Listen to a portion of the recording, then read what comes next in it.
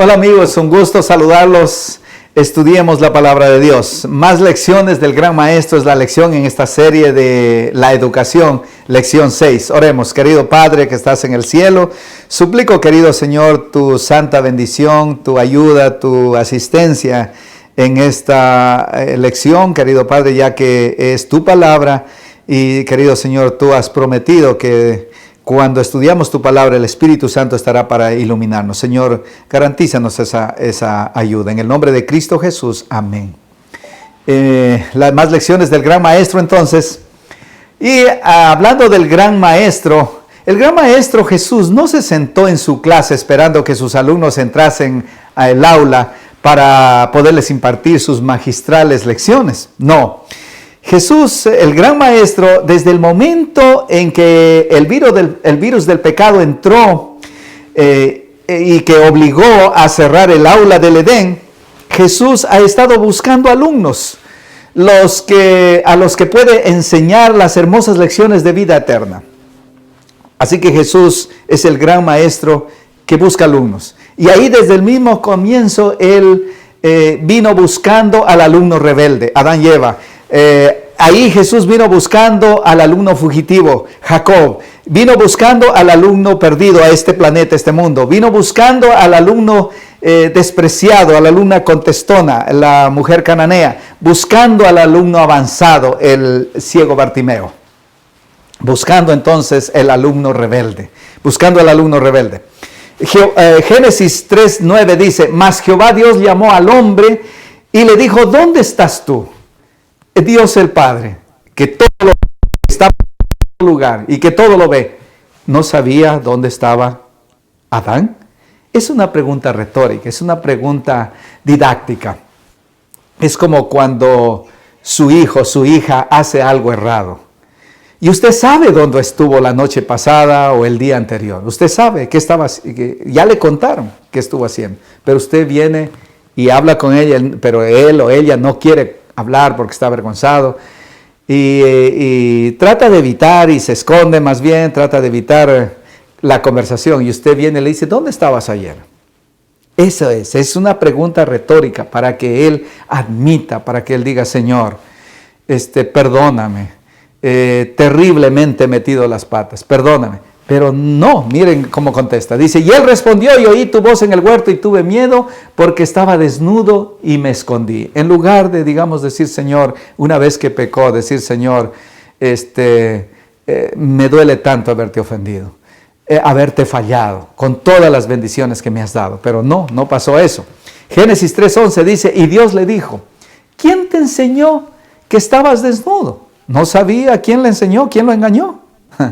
¿Has comido del árbol de que yo te mandé no comieses? ¿No sabía que ya había comido del árbol? Sabía Dios. Dios todo lo sabe. ¿Por qué nosotros confesamos nuestros pecados a Dios? ¿Porque no lo sabe nuestros pecados? Él sabe todos nuestros pecados. No hay forma de escondernos. Él lo sabe. Él quiere que confesemos nuestros pecados. Y cuando oramos y decimos, Señor, hay esto y esto, y tú lo sabes. Lo único que estamos haciendo es reconociendo, admitiendo, nada más, es para eso. Él lo sabe ya. Yo sé que lo que tú has hecho y estoy aquí para perdonar. Ese es el Dios. Él está tratando de rescatarlo, de levantarlo, de reconciliarlo. Eso es lo que está tratando. Romanos 5:12, hablando de Adán y el segundo Adán, Jesús. De hecho, dice en este contexto de Romanos 5, dice que el primer Adán es figura del que había de venir, es el segundo Adán, Jesús, que viene a rescatar el terreno que perdió Adán en el Edén.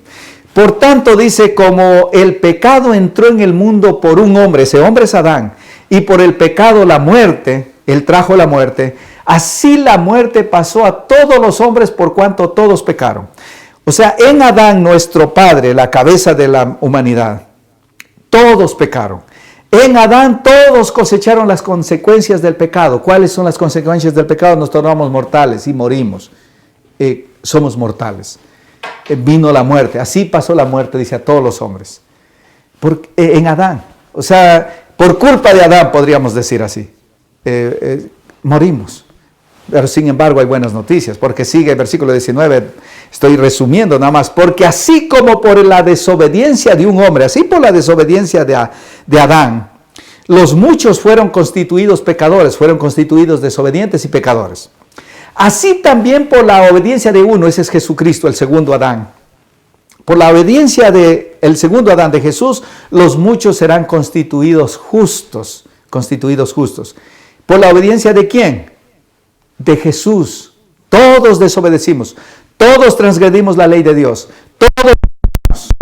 todos somos injustos, pero en Jesús, algo que no merecemos, algo que nosotros no lo ganamos, somos vistos, constituidos como justos. Eso es el Evangelio. Esas son las buenas noticias. Esas sí son buenas noticias. De que algo que yo no tengo, me lo suple Dios. Me da la justicia de Cristo. Y Dios me ve a través de Cristo como que si soy justo. Esas son buenas noticias. Está haciendo ese contraste entre el primer Adán y el segundo Adán. Cómo el segundo Adán rescata lo que perdió el primer Adán. De hecho, Romanos 5, todo el capítulo es iluminador. Ahí muestra que el maestro, el gran maestro divino, Jesús, corrige lo que destruyó el primer Adán, lo causado por el primer Adán. Entonces Adán, ahí está Adán, por ejemplo, el primer Adán, Jesucristo, el segundo Adán. Y hace un contraste. Muchos, dice, murieron muchos por causa del primer Adán. Eso ya lo leímos incluso. Nos tornamos mortales. Y por causa del segundo Adán, Jesucristo, abundó la gracia. Y digamos, ya no morimos eternamente porque el pecado nos destruiría eternamente. Segundo, ahí está que el primer Adán vino, por causa de él vino el juicio para condenación. Y por causa del segundo Adán vino la justificación. Vino él para justificación, al segundo Adán. El primer Adán, por causa de él reinó la muerte. Por causa del segundo Adán reinaremos en vida con Cristo. Eso es lo que él mismo prometió. Por causa del primer Adán vino la condenación. Por causa del segundo Adán vino la justificación para vida. El primer Adán trajo que el hecho de que muchos fueron constituidos pecadores. Por causa del segundo Adán, muchos serán constituidos justos, santos. Es lo que dice la Biblia. Es por causa, no en nosotros mismos, no porque nosotros lo logramos, porque haya poder en nosotros, es por causa del segundo que logró todo eso. Buscando ahora el alumno fugitivo. Ese es Jacob, que después de que mintió, engañó, se robó la progenitura de su hermano que le pertenecía como primer nacido, ese es Esaú, pero él le robó. Y entonces su hermano se enojó y lo quería matar, así que él huyó. Y huyendo en el desierto, acostado, dice, y soñó, y he aquí una escalera que estaba apoyada en tierra. Y su extremo de la escalera tocaba el cielo, o sea, la parte de abajo en la tierra y la otra en el cielo. Y he aquí que ángeles de Dios que subían y descendían por ella, por la escalera. Versículo 13. Y he aquí Jehová estaba en lo alto de la escalera, en la parte de arriba, el cual dijo a Jacob, yo soy Jehová, el Dios de Abraham, tu padre. Tu padre era, no necesariamente, el padre era Isaac, era abuelo Abraham. Pero así se consideraba en aquellos tiempos. Y yo soy el Dios de Abraham, tu padre, y el Dios de Israel. Ese es Jacob. La tierra en que estás acostado, Israel, el pueblo de Israel. La tierra en que estás acostado te la daré a ti, le dice, y a tu descendencia. ¿Notaron? La tierra te la voy a dar a ti y la daré a tu descendencia. Estas palabras le había dicho en el capítulo 12 a Abraham, quien le dijo, te voy a dar la tierra prometida. Sale de Ur de los Caldeos, de Babilonia, y vete hasta Palestina, a la tierra prometida, la tierra que fluye leche y miel. La había prometido a Abraham y a su descendencia. En el capítulo 12 le dice eso. Le está repitiendo, está haciendo pacto otra vez con este fugitivo que había engañado, que había mentido.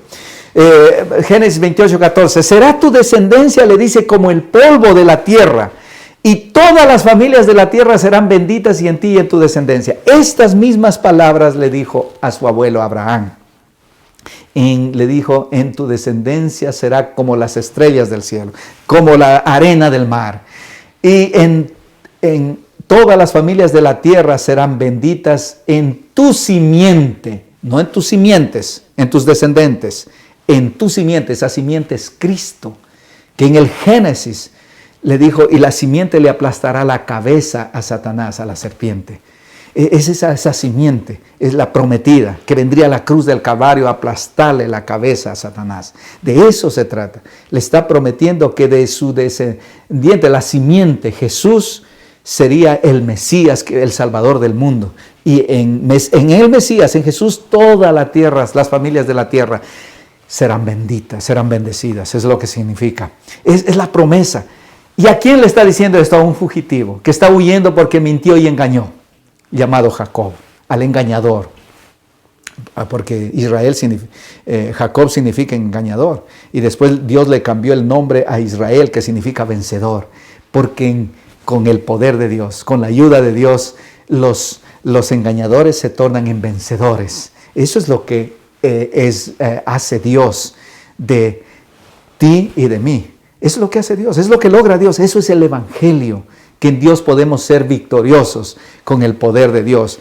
Y miren la gracia de venir, y alguien que estaba huyendo, mentiroso, engañador, ahora lo está rescatando. Eso es lo que está haciendo. He aquí yo estoy contigo, le dice, Génesis 28, versículo 15, he aquí yo estoy contigo y te guardaré por donde quiera que fueres. No te voy a dejar hasta cumplirte la promesa, es lo que le dice.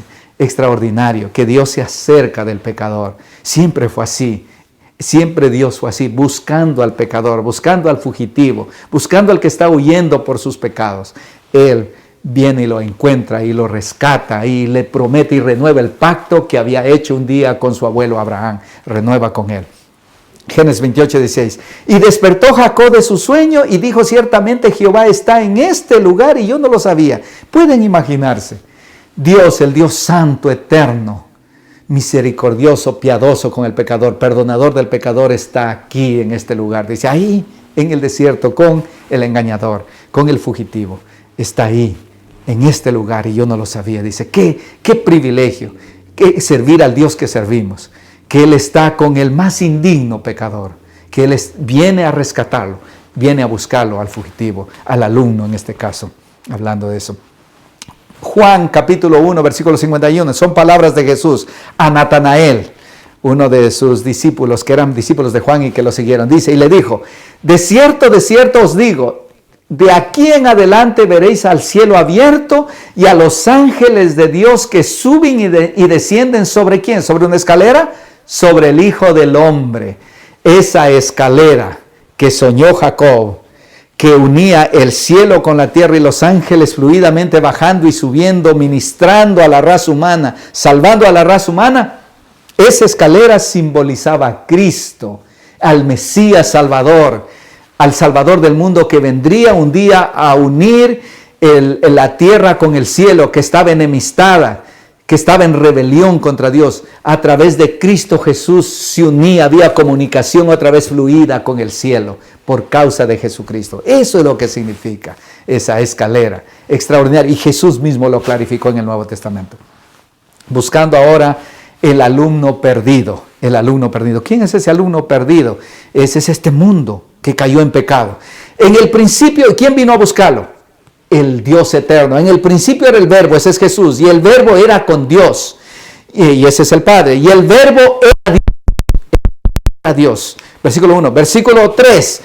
Todas las cosas, Jesús, y todas las cosas por Él fueron hechas. Todo lo que se hizo, Él es el Creador. Y sin Él, sin el Verbo, nada de lo que ha sido hecho fue hecho.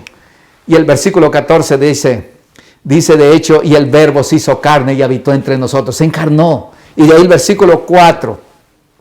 En Él, hablando del Verbo, hablando de Jesús, en Él estaba la vida. Y la vida era la luz de los hombres. Qué extraordinario.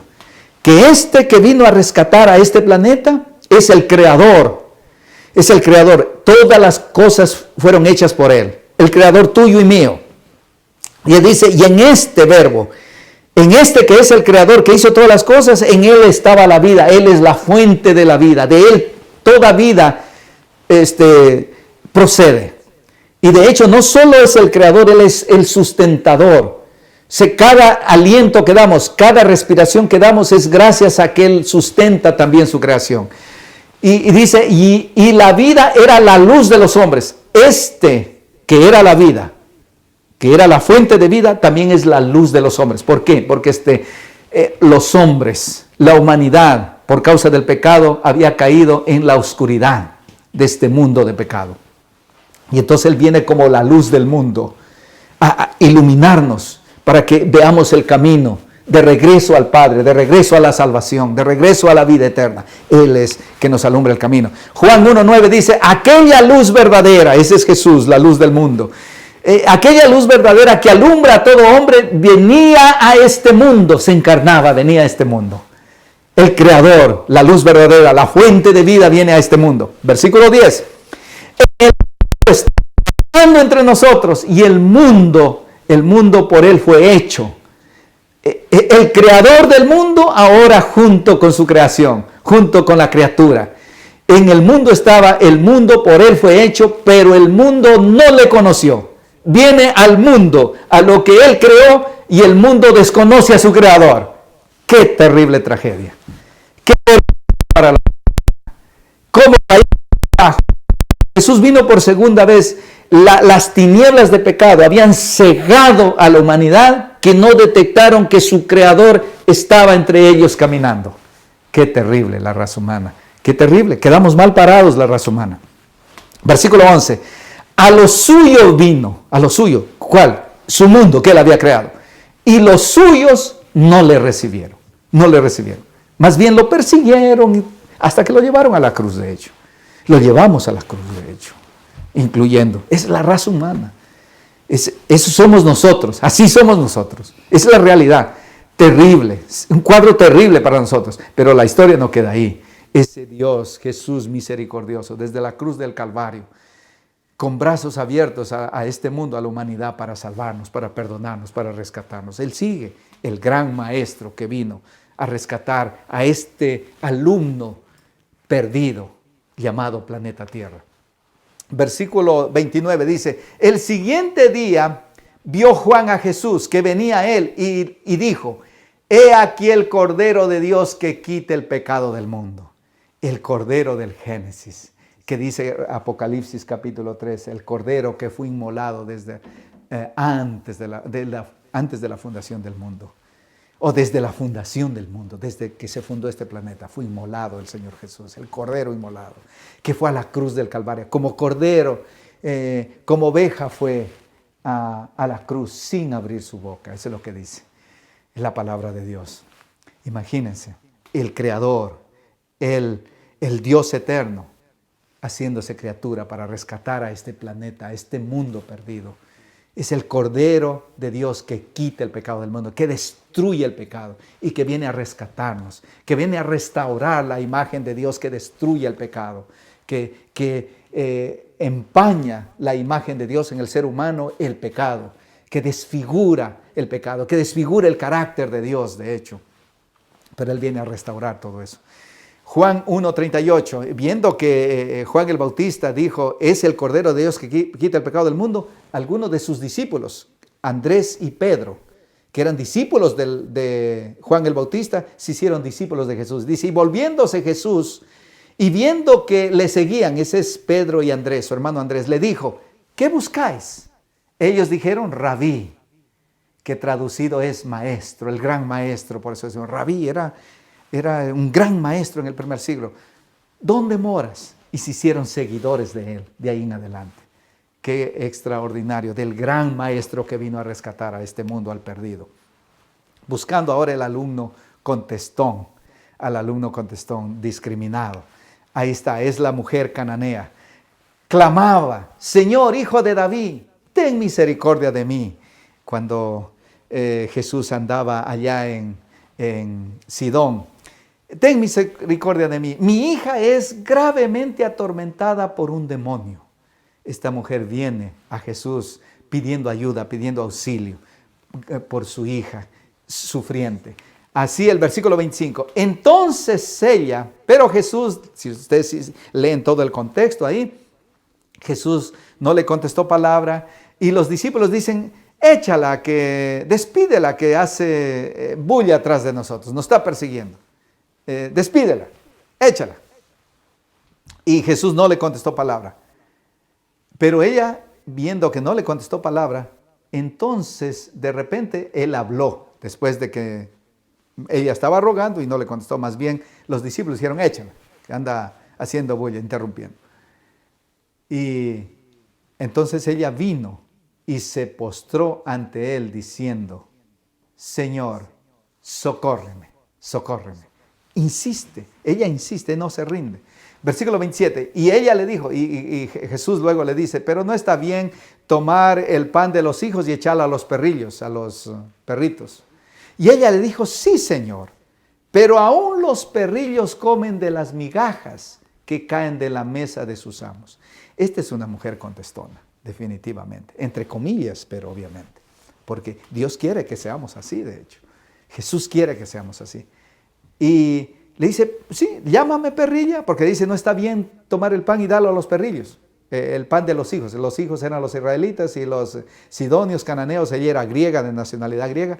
Era, por así decirla, pagana, gentil. No está bien dar el pan de los hijos israelitas y darlo a los gentiles. Ella dice, sí, pero aún las migajas. Dame migajas, es lo que le dice. Humilde, pero insistente, eso es lo que es ella. Versículo 28, Jesús le dijo, oh mujer, grande es tu fe. Hágase contigo como quieres. Y su hija fue sanada desde aquella hora, rescatada, libertada de Satanás que la atormentaba. Estimados amigos, esta es la mujer cananea, la mujer sirofenicia también es conocida. Tenía todas las nacionalidades, menos la nacionalidad judía, que era la que contaba.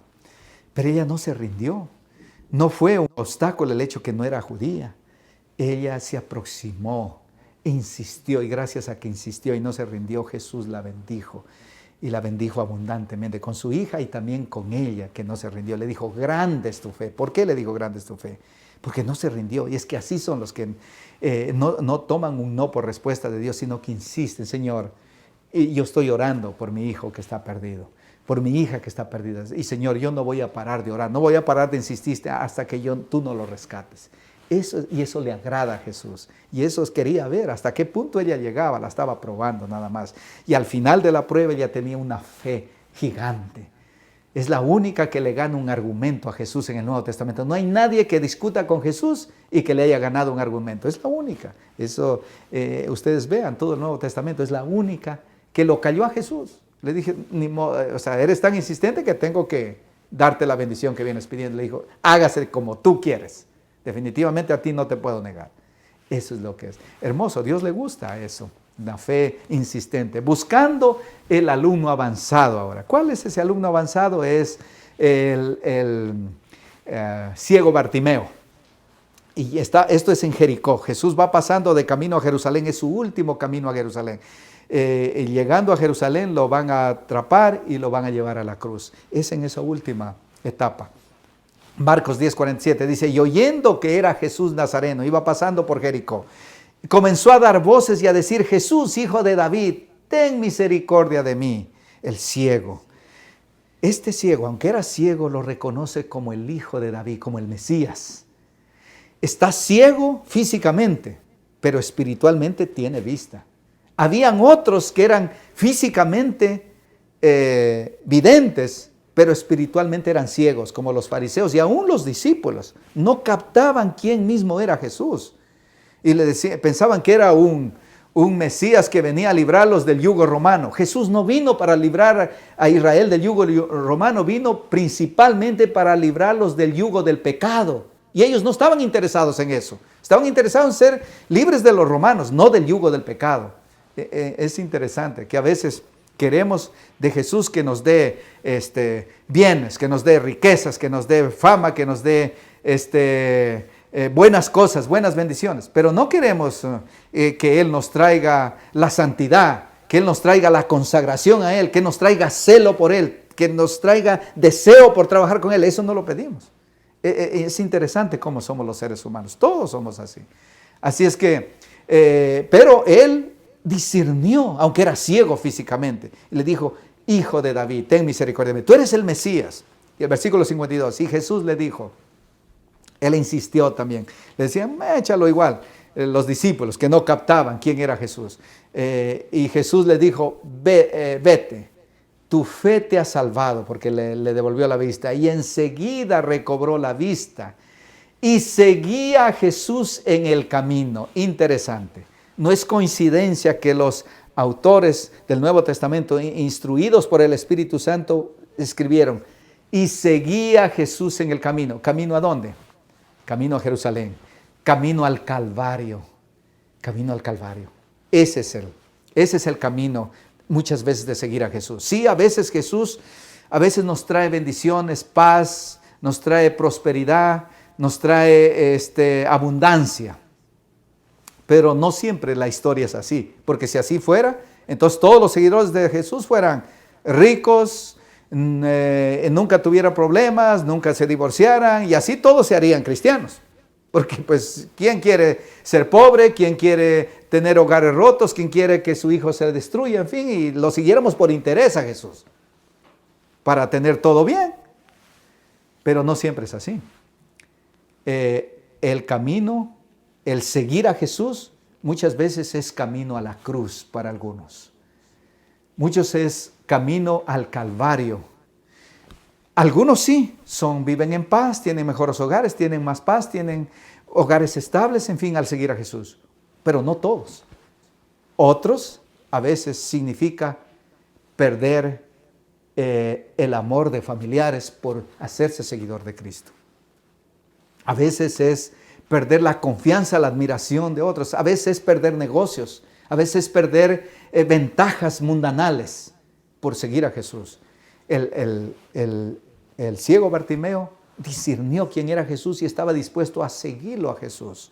Camino a Jerusalén, camino al Calvario, porque él era el último viaje a Jerusalén, lo llevarían a la cruz a Jesús. Y lo seguía Jesús en el camino de la cruz. Eso es lo que implica aquí. Si ven cómo discernía, tenía un discernimiento avanzado, no era ciego espiritual. Era ciego físicamente, pero espiritualmente veía muy bien. Eso es lo que estamos diciendo. Hebreos capítulo 5, versículo 12 dice, porque debiendo ser ya maestros, está hablando a los cristianos, el que escribió el libro de Hebreos, y le dice, ustedes debiendo ser ya maestros, después de tanto tiempo de ser cristianos, de seguir a Jesús, tenéis necesidad de que se os vuelva a enseñar cuáles son los primeros rudimentos, las primeras enseñanzas, los primeros doctrinos, las primeras doctrinas. Tienen necesidad de que se les enseñe los primeros rudimentos de las palabras de Dios. La última parte, versículo 12 mismo. Y habéis llegado a ser tales que tenéis necesidad de leche y no de alimento sólido, no de carne, por así decirlo, hablando espiritualmente. Ustedes quieren que todavía tomar lechita como un bebé espiritual, cuando ustedes debieran ser adultos espirituales. Ese es lenguaje figurativo. Eso es lo que está diciendo. Hebreos 5:14 sigue la discusión, dice, pero de este mismo tema, pero el alimento sólido es para los que han alcanzado madurez espiritual, los que son adultos espirituales. Para los que por el uso, ¿para quién es el alimento sólido? Para los que por el uso tienen los sentidos ejercitados en el discernimiento del bien y del mal. Para los que el alimento sólido, la enseñanza sólida, las doctrinas sólidas, las cosas más profundas de la Biblia, ¿son para quiénes? Para los que han alcanzado madurez espiritual, los que han avanzado. ¿Y quiénes han alcanzado madurez espiritual? Los que han puesto en práctica, los que han usado el conocimiento que ya tienen. Los que han ejercitado, dice, los sentidos. O sea, es práctico. El conocimiento es práctico. Los alumnos que son prácticos, que usan el conocimiento ya dado, puede ser poquito, el que lo ha puesto en práctica, el que lo ha vivido, el que lo ha usado, el que le ha beneficiado en el día a diario, en la práctica, dice, han ejercitado el discernimiento en el bien y el mal. Estimados amigos, a veces es interesante cómo nosotros decimos, ¿por qué no predican más profundidades de la Biblia? Pero a veces temas tan básicos, temas tan, por así decirlo, del A, B de la salvación, no lo entendemos ni siquiera lo practicamos. A veces queremos profundidades de la Biblia, pero ni siquiera somos fieles viniendo a la iglesia puntualmente o fielmente a la iglesia. Y queremos que prediquen profundidades y que Dios les revele más conocimiento. ¿Para qué? ¿Para qué Dios nos va a revelar más conocimiento si el ABC de la salvación, el ABC de las cosas espirituales, no las practicamos, no las vivimos y no las usamos y no nos han beneficiado? Imagínense. De eso está hablando aquí. Es a los que han usado bien el poco conocimiento que tienen, es que están listos para recibir más. Estamos listos para recibir más. En eso incluimos todos. Somos todos. En eso me pongo yo también, obviamente. Así que dice, ¿cómo se discierne? ¿Cómo uno se ejercita para discernir el bien y el mal? Para distinguir entre el bien y el mal. Cosa que quizás hoy en día se está borrando. ¿Cómo nos ejercitamos? Poniendo en uso lo que ya entendemos, no lo que no entendemos. Una vez que ponemos en uso lo que ya entendemos, lo practicamos, en otras palabras, ahí podemos entender otras cosas. Estamos preparados para discernir otras cosas. Eso es lo que nos sugiere aquí. Así que, amigos, el Señor Jesús, Él quiere alumnos avanzados. Sí, Él quiere alumnos avanzados, pero quiere que pongamos en práctica los primeros rudimentos de la fe. Quiere que pongamos en práctica las cosas más fáciles primero. ¿Por qué queremos más luz si ni siquiera somos fieles en el diezmo y las ofrendas, por ejemplo? Y queremos más luz. ¿Para qué? ¿Para tornarnos más culpables de más cosas? Estimados amigos, así que lo poco que sabemos, pongámoslo en práctica con la ayuda de Jesús, porque la Biblia dice, todo lo puedo en Cristo que me fortalece. Él es nuestro ayudador, Él es nuestra fortaleza, Él es nuestra justicia, Él es nuestra suficiencia. Así que los invito a que confiemos en Él, que Él nos ayude. Mi deseo es que Él nos ayude a ustedes a seguir, a avanzar, a alcanzar mayores alturas espirituales. Los invito a eso y ruego por mí mismo que también tenga ese mismo deseo. Los invito a que oremos. Querido Padre, gracias por tu santa palabra. En el nombre precioso de Cristo Jesús, gracias por desafiarnos con tu palabra. En el nombre de Jesús, amén.